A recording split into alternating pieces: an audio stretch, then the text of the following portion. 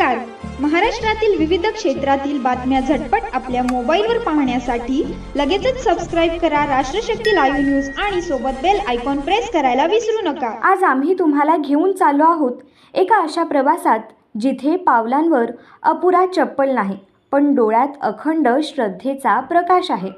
वयाची 80 वर्ष पूर्ण करत असतानाही तुकाराम रामा केंद्रे आणि त्यांच्या पत्नी बारकाबाई केंद्रे ही वारकरी दाम्पत्याची जोडी गेली तब्बल 50 वर्षांपासून दरवर्षी भगव्या पताका हाती घेऊन पंढरपूरच्या दिशेने निघते. सुमारे 250 किलोमीटरचा पायी प्रवास, ना चप्पल ना कुठली तक्रार, फक्त विठ्ठल विठ्ठल. बीड जिल्ह्यातल्या मुंढेवाडी गावातलं साधं पण समाधानी घर, 4 मुले, नातवंड, एकत्र कुटुंब आणि या जोडीची अमाप श्रद्धा हीच आहे त्यांची संपत्ती. बारकाबाई अगदी सहजपणे सांगतात, आमच्या काळात शाळा नव्हती, पण ही वारी हा अनुभवच मोठं विद्यापीठ आहे. आणि खरंच आहे.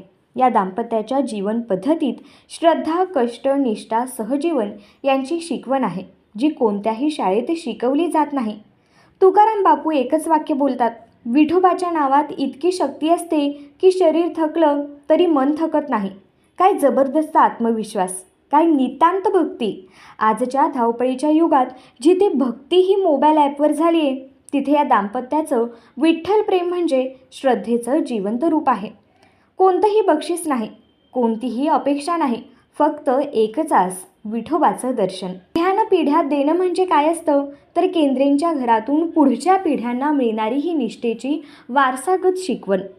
आजचा तरुण वारकरी देखील हीच शिकवण उराशी बाळगून निघतोय पंढरपूरच्या दिशेनं. राष्ट्रशक्तीच्या या व्यासपीठावरून आम्ही अशा प्रत्येक वारकऱ्याला नमन करतो, ज्यांच्या पावलांनी श्रद्धेने आणि निष्ठेने या मातीत भक्तीचा विठ्ठल साकार होतो.